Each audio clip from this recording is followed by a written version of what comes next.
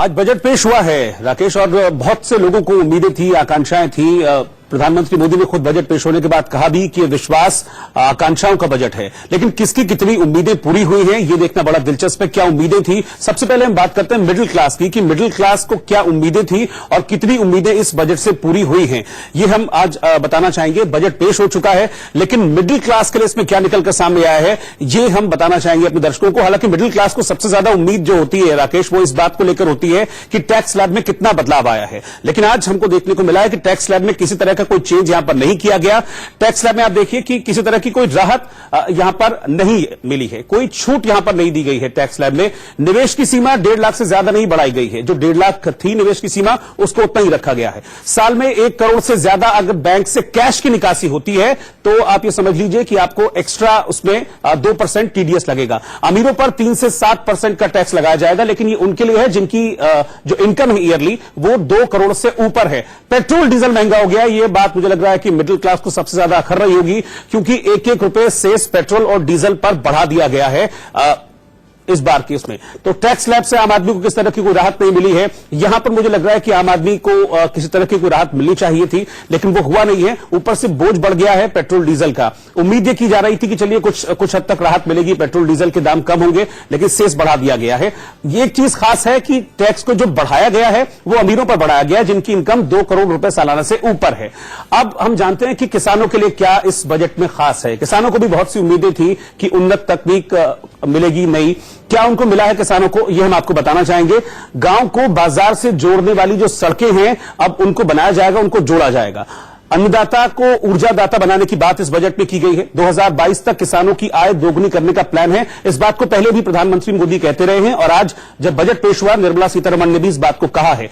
Cooperative के जरिए जो डेयरी उद्योग है उसको बढ़ाया जाएगा। 5 साल में 10,000 नए किसान उत्पादक संगठन बनाए जाएंगे और जीरो बजट खेती पर सरकार जोर देगी। ये किसानों को लेकर सरकार का जो प्लान है वो आज इस बजट के जरिए सामने रखा गया है। इसमें बहुत बड़ी इंपॉर्टेंट चीज ये है कि किसान जो उत्पादन करते हैं अपने गांव में उसको शहरों तक कैसे पहुंचाया जाए। इसके लिए बहुत जरूरी है कि जो इंफ्रास्ट्रक्चर है खासतौर पर रोड का, उसको डेवलप किया जाए। उसको डेवलप करने की बात की गई है, उसको डेवलप करने की बात यहां पर की गई है।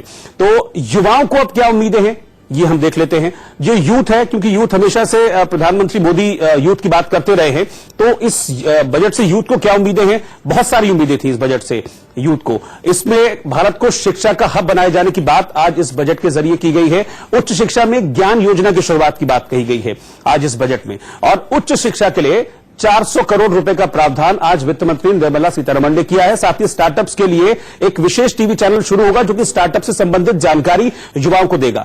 नई राष्ट्रीय शिक्षा नीति बनाई जाएगी और स्टडी इंडिया की शुरुआत की जाएगी, जिसमें ये इस बात पर जोर दिया जाएगा कि जो विदेशों से जो छात्र हैं वो हिंदुस्तान में आकर पढ़ें और इस कल्चर को और प्रमोट किया जाएगा। इसके लिए 400 करोड़ रुपए का प्रावधान भी इस बजट में किया गया है। नई राष्ट्रीय शिक्षा नीति बनाई जाएगी, इस बात का भी ऐलान आज वित्त मंत्री निर्मला सीतारमण ने इस बजट के दौरान किया। स्टडी इंडिया की शुरुआत की जाएगी। शिक्षा का हब बनाने की बात कही जा रही है कि भारत को एजुकेशन हब बनाया जाएगा ताकि जो दुनिया भर के छात्र हैं वो हिंदुस्तान में आएं और यहां पर पढ़ाई करें।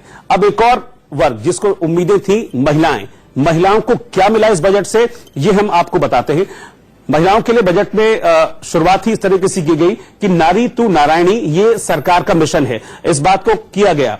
मुद्रा स्टैंडअप के जरिए महिलाओं की मदद करने की बात की गई। जो युवा महिलाएं हैं वो किस तरीके से स्टार्टअप्स में आगे बढ़ेंगी, उनके लिए मदद करने की बात इस बजट में की गई है। एक और खास बात की गई है कि हर महिला के लिए जनधन खाता खुलेगा और इसमें 5,000 रुपए के ओवरड्राफ्ट के जरिए मदद दी जाएगी। महिला स्वयं सहायता समूह योजना की शुरुआत देश भर में की जाएगी और मुद्रा लोन के जरिए 1 लाख रुपए तक का जो लोन है वो भी महिलाओं को दिया जाएगा। और आपको बता दें कि जॉब्स क्रिएट करना, जॉब क्रिएशन यानी कि रोजगार को लेकर बहुत सरकार जो है वो प्रोग्रेसिव सोच अपनी दिखा रही है। इस पर निर्मला सीतारमण ने आज क्या कहा वो दिखाते हैं आपको। For 5 years back, due to the concentrated efforts and concerted efforts by our institutions to boost their standards and also to project their credentials better, we have now 3 institutions, 2 IITs and IISc Bangalore in the top 200 institutional bracket. This is a window open now thanks to all our efforts. We will continue making concerted efforts to improve the performance of our institutions of higher learning.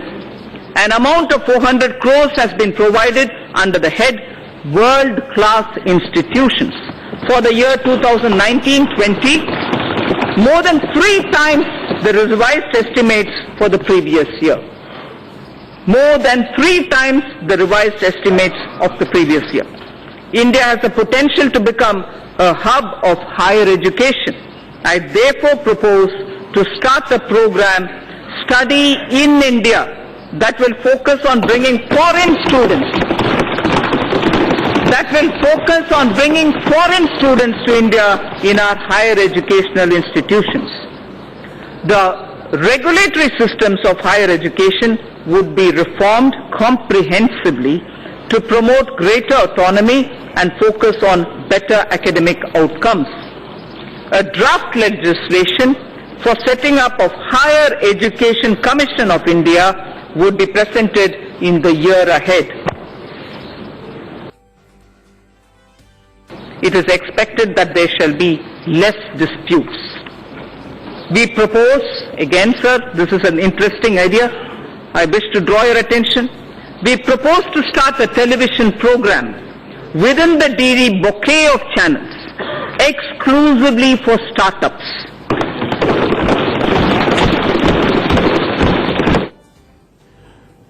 तो निर्मला सीतारमण ने आज tax payers का शुक्रिया तो अदा किया, लेकिन किसी तरह की कोई राहत उनको नहीं दी और टैक्स पेयर इसी राहत की उम्मीद कर रहा था। जो पिछली बार का टैक्स स्लैब था उसी को एज इट इज रखा गया, उसी को बरकरार रखा गया। उम्मीद ये की जा रही थी कि 5 लाख, 2.5 से 5 लाख और 5 लाख से 10 लाख के बीच में जो डिफरेंस है करीब 15% का, उस 15% को शायद कुछ कम करेंगे निर्मला सीतारमण, लेकिन आज हुआ नहीं है। क्या है टैक्स स्लैब इस बजट के बाद, वो हम आपको दिखाते हैं। किसी तरह का कोई चेंज नहीं किया गया टैक्स स्लैब में।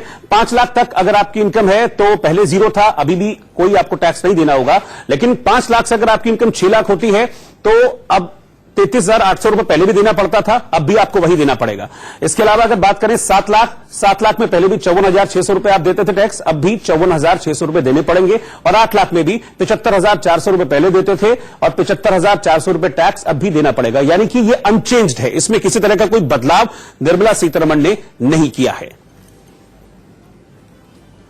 और इसके अलावा अगर हम इसी को आगे बढ़ाते हैं, 9 लाख जो सेगमेंट है जिनकी आय सालाना 9 लाख है, उसमें पहले 96,200 रुपए आप टैक्स देते थे, वही टैक्स अब भी आपको इस बजट के बाद देना पड़ेगा।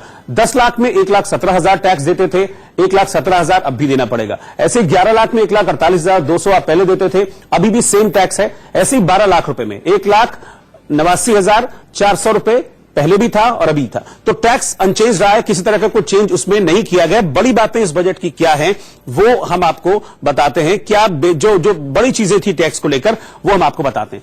टैक्स में क्या हुआ, क्या जो बड़ी चीजें थी टैक्स को लेकर वो हम आपको बताते हैं। टैक्स में क्या हुआ, आम लोगों के लिए टैक्स स्लैब में किसी तरह का कोई बदलाव नहीं हुआ। जैसा टैक्स आप पहले दे रहे थे उसी तरह से टैक्स, उतना ही टैक्स अब भी आपको देना होगा।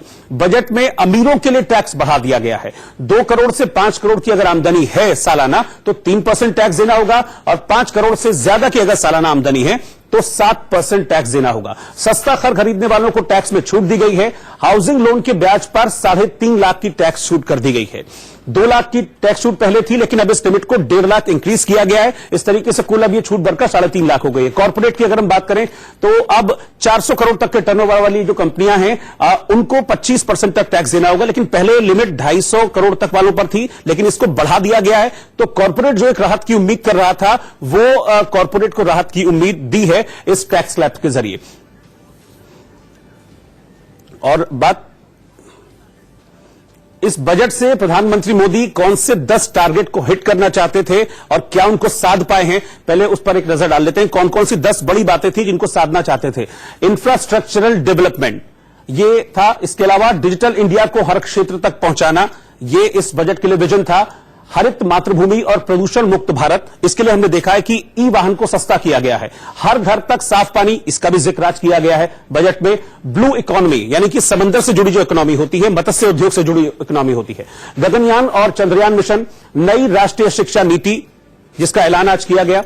वन नेशन वन ग्रिड, इसका भी ऐलान आज किया गया कि एक नेशन, पूरे नेशन को एक ग्रिड से जोड़ा जाएगा। तो इससे क्या होगा, समानता आएगी जो बिजली के बिल हैं। आयुष्मान भारत और सुपोषित महिलाएं और बच्चे